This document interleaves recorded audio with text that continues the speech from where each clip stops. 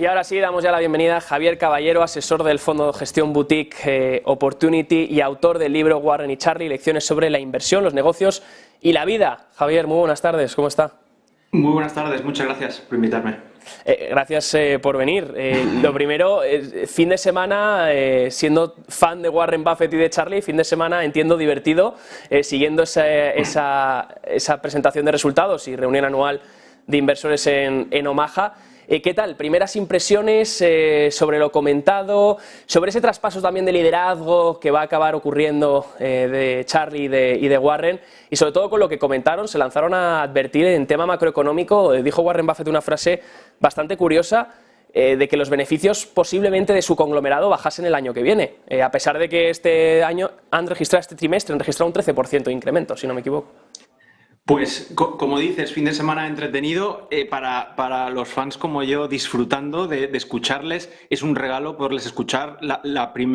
Tres cosas que me han llamado la atención. La primera es esa, que con 92 y 99 años se pasen más de 6 horas respondiendo preguntas de la gente sin saber de qué van a ir las preguntas, con esa claridad mental. Recordemos, Warren cumple 93 en agosto y Charlie 100 el 1 de enero.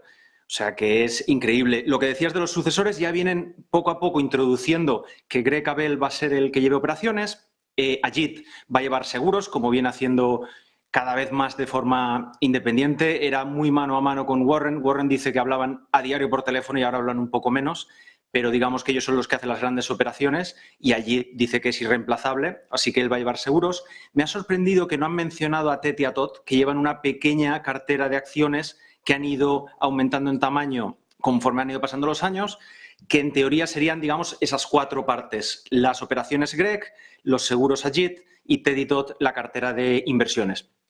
Otra cosa que me ha llamado la atención, como tú decías, que pese a que tienen un primer trimestre en positivo, más 13%, si nos fijamos en los datos, vamos al desgranarlo, es todo por el año de seguros, por el primer trimestre de seguros, que ha sido muy fuerte. El resto de negocios ya están en negativo, de hecho ya están restando al fuerte trimestre de seguros. Y espera que siga siendo así todo el año. A mí también me ha sorprendido. Y luego un par de comentarios que ha hecho sobre los bancos, que luego nos podemos meter, que está saliendo de todos, menos Bank of America, porque él originó la operación y mantiene su palabra, y de Apple, a la que considera su mejor negocio en la actualidad. Y recordemos que tiene entre filiales negocios que tiene el 100% y negocios que tiene una participación a través de acciones, tiene más de 100. Así que un titular importante. Javier, destaca también que sigue acumulando efectivo Versailles, 130,6 mil millones he visto para el trimestre. Es un aumento de 2.000 millones con respecto al último trimestre, al final de 2022. Claro, todo este efectivo, entiendo, se trasladará a recompras, o porque todavía no se está colocando en algo en lo que vean interesante en estos momentos, ¿no? Pues aquí un par de cosas. Y dice que ya en el primer trimestre ha incrementado otros 7.000 millones respecto a los... O en este mes, perdona, de abril, respecto a los resultados que vemos a cierre de marzo, ya ha incrementado otros 7.000 millones, algo así ha dicho. Y dice varias cosas. Una, que antes con los tipos prácticamente al cero, esos 130.000 millones, redondeando, le generaban prácticamente cero. Y ahora con los tipos al 5, pues están tomando posiciones, esas letras que vencen pues las renueva y le van a generar pues unos 5.000, 7.000 millones de beneficios, con lo cual, dice, empieza a notarse para un negocio que genera, sin contar las acciones, unos 25, 30.000 al año, así que un importe importante. Dos, también ha dicho que está dispuesto, si viene una adquisición, una oportunidad de 50, 75 o incluso 100.000 millones, que ellos están dispuestos. No les gusta el hacerlo a través del mercado público, al hacer la oferta de adquisición, luego hay un periodo en los gobiernos y hay un tema de reguladores que influyen, la manipulación de las acciones que pueda haber, digamos que no les agradaría eso, que les gustaría más hacerlo en un tema de mercado privado, pero ellos están dispuestos. Y también ha dicho, lo que, como tú bien comentas, recompras. Dice que es la forma más sencilla de añadir valor a los accionistas, mucho mejor que el dividendo, como ya vienen diciendo en sucesivos años, y que dicen que siempre que esté infravalorada y dan a entender que más o menos les gustan estos niveles, que van a seguir recomprando. De hecho, creo que ha dejado claro, no sé si hubo algún comentario sobre el dividendo también, dejó claro que no le que no le gustan, básicamente. Que no le... Dijo que fue un error, sí, sí. Efectivamente, cuando metieron el dividendo y luego lo cancelaron, ¿no? Eso es. Opinión sobre Japón, Javier. Creo que no ha habido mucho tema sobre este fin de semana en Omaha, pero sí que di una entrevista a Warren Buffett, esa entrevista que también te pedimos opinión cuando se desarrolló, de 3 horas que dio para CNBC. Comentaba Japón, esa estrategia que realizó, donde bueno, sacó esos bonos, se financió de forma gratuita, compró esos holdings en Japón, que de hecho ya han duplicado prácticamente en valor y encima le otorgaban una rentabilidad por dividendo bastante atractiva. Claro, sí, dijo que seguía mirando hacia Japón. ¿Es un sitio donde Versailles puede estar mirando de cara a los próximos años? ¿Te cuadra este movimiento?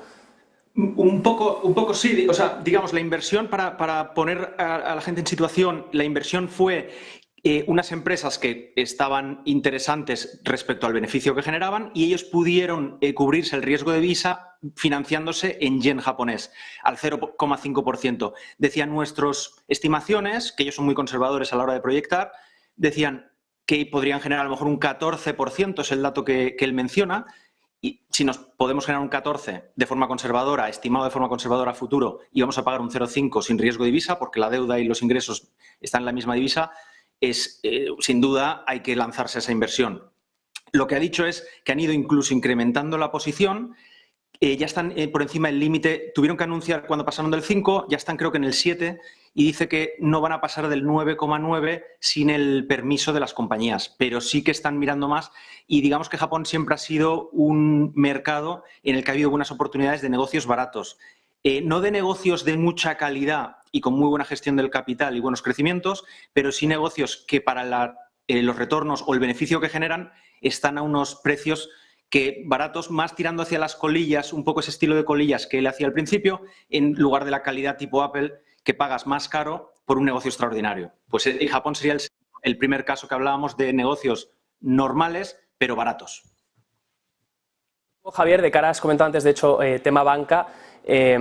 Vimos cómo Warren, de hecho, ha estado soltando bancos en los últimos trimestres.